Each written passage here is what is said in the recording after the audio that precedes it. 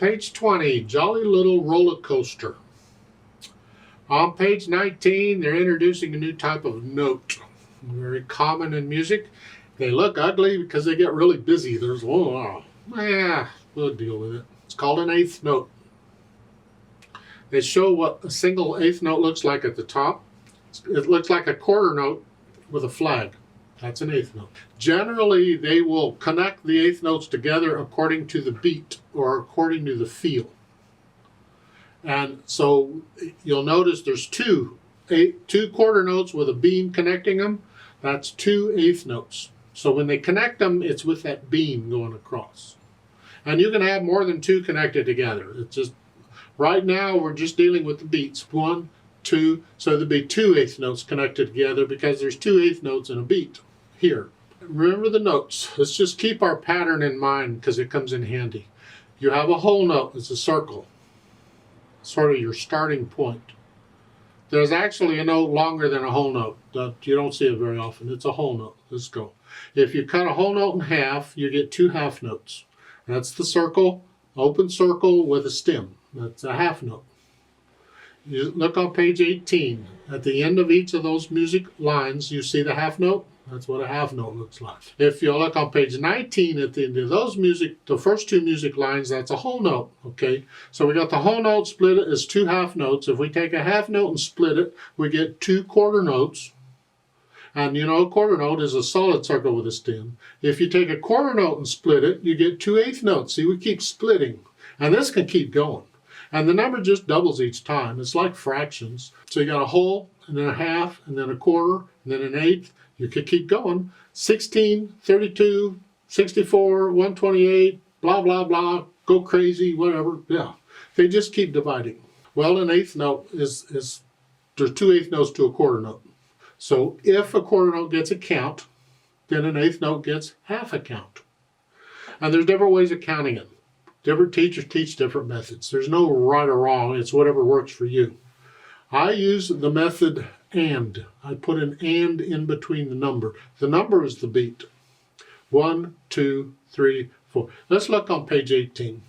You see the first line is 2, 4. They're both 2, 4.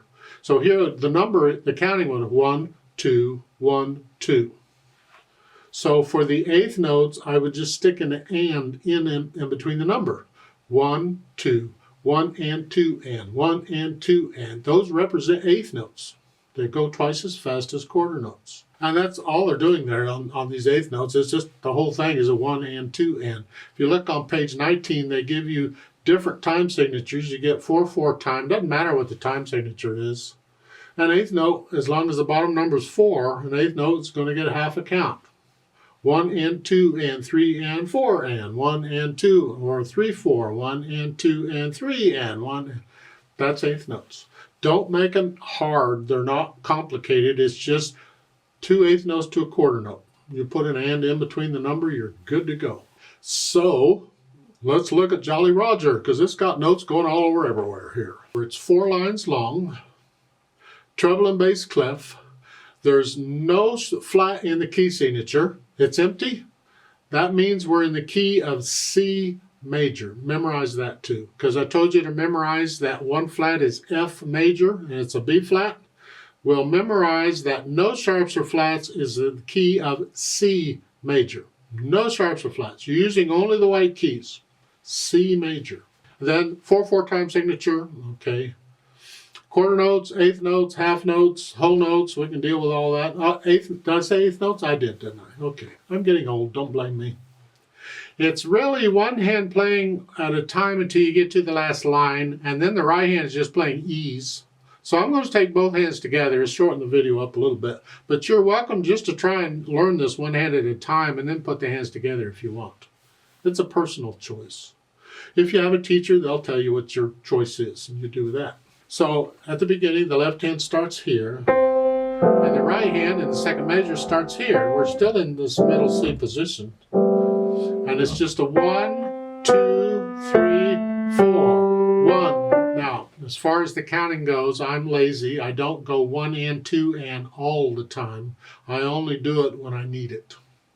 because I could count this at the beginning. 1 and 2 and 3 and 4 and 1 and 2 and 3 and 4, 1 and 2. But I'm lazy. I don't like doing that, so I only count and when I need it.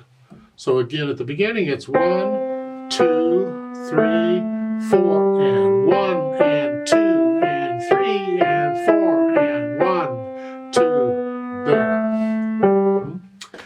That's most of the piece until you get to the last line when they're playing together. The first measure is right hand. Now it's both hands. It's the right hand is just playing E's. 1, 2, 3, 4, and 1 and 2 and 3 and 4. You get the idea? I usually put an and in the counting like a beat early to get into it. So it's a 1, 2, 3, 4, and 1, and so just kind of get into it. That's a personal thing I do. You do it however it helps you. So you go through and you get the notes and the counting and the rhythm and all. The rhythm is the counting out. Now I will remind you, some people get confused. I won't remind you because I've never told you. I'm going to tell you and I'll remind you later. When you do this counting here, first 1 and 2 and 1, you're only doing it when you're first learning the piece to learn what the rhythm is. Once you have the rhythm down, you don't count it anymore. You feel the rhythm. So the counting is only up because I get questions. Do I always count this throughout all the time? No, only when you're first learning it. And then once you have it, you don't need to count it again unless you get confused. And then maybe you need to count it again and relearn it or something. So you go through and put the heads together, and then go back through and get rid of the hesitations.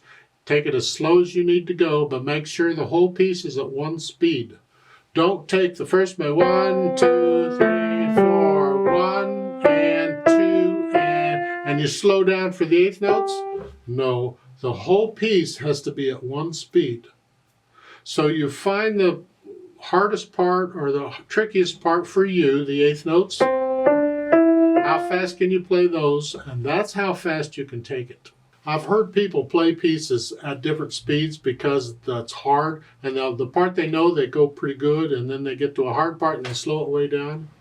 Please don't do that. That is so all one speed. Much better to play it all slow and correct than to be changing speeds because you can't play it correctly. As far as the interpretation goes, again, the natural accents. 1, 2, 3, 4. 1, 2, 3, 4. Exaggerate it if you have to.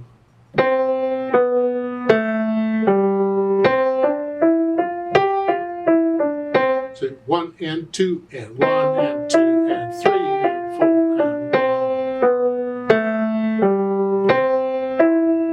1. Feel it. 1, 2, 3, 4. You can exaggerate it at first like I just did and then take them out and just feel them. Just imagine people dancing to it. They're going to move to these natural accents.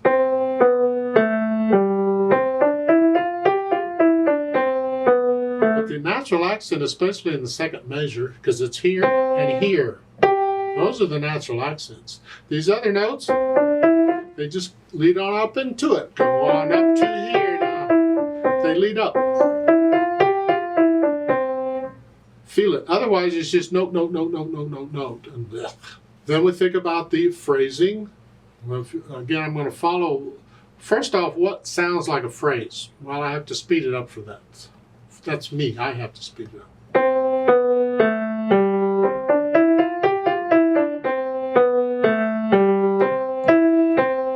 Now they have commas in the middle there like every two measures, but in my mind, to me, the whole line is one thought.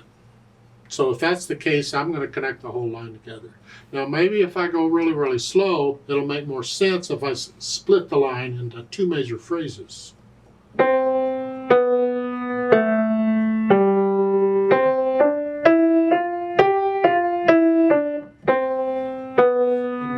That just doesn't work. I don't want to go. I want it to lead into it. To me, that it just flows better if it connects it. The first line to me is one phrase, and then the second line, well, they got a couple of commas here. Is that?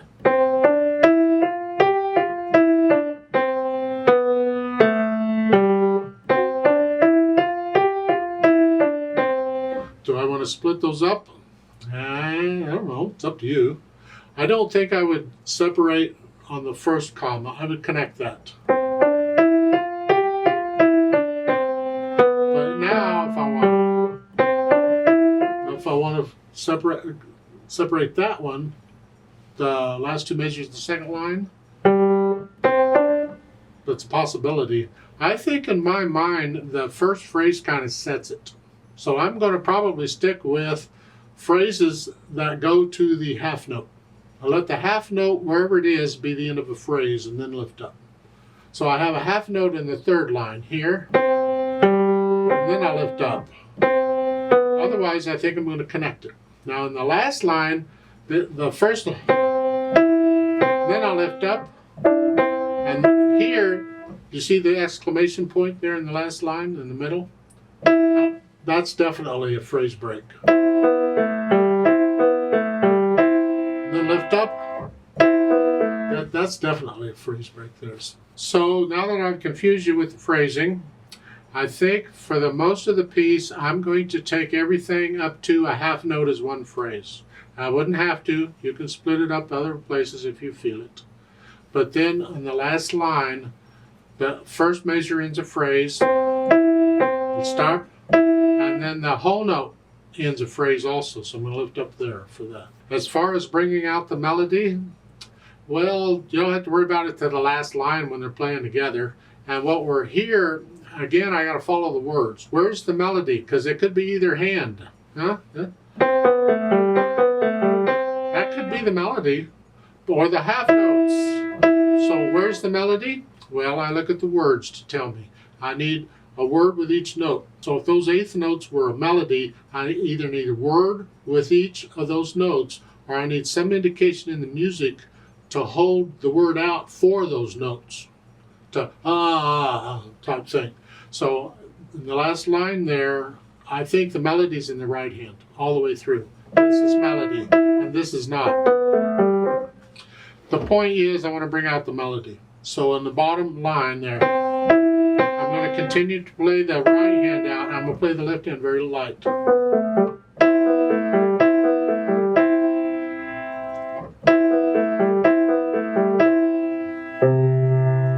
Because that's the melody. So bring out the melody.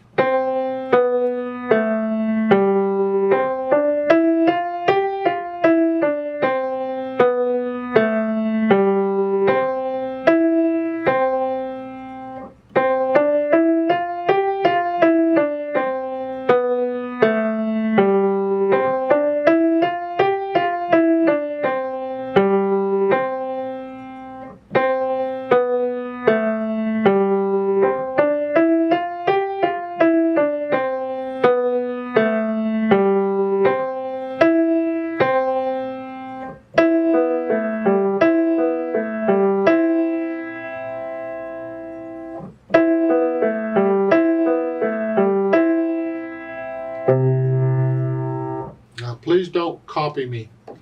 You read the music, you get into it, you feel it. And if you feel the phrasing different, that's fine, go with it. Try and bring out the melody if you can. And remember the feel and natural accents. Whether you hear them or not, feel them at least. Let's play this together very slowly and check the notes and the rhythms. I'll give us 4 counts. I'm going to play both hands about the same because we're not performing it, we're just checking notes and rhythms here. Because it has eighth notes, we got to go kind of slow. 1 and 2 and ready and go, and 1 and 2 and 4 and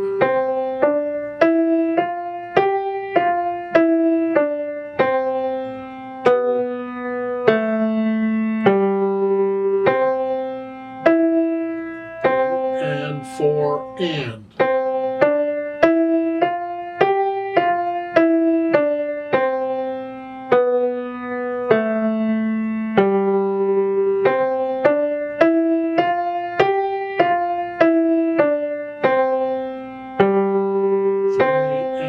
Four and.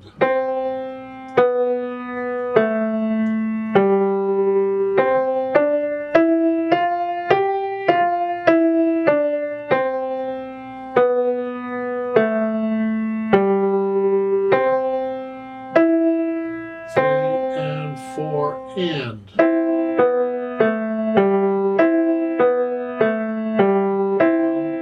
2 and 3 and 4, and. 1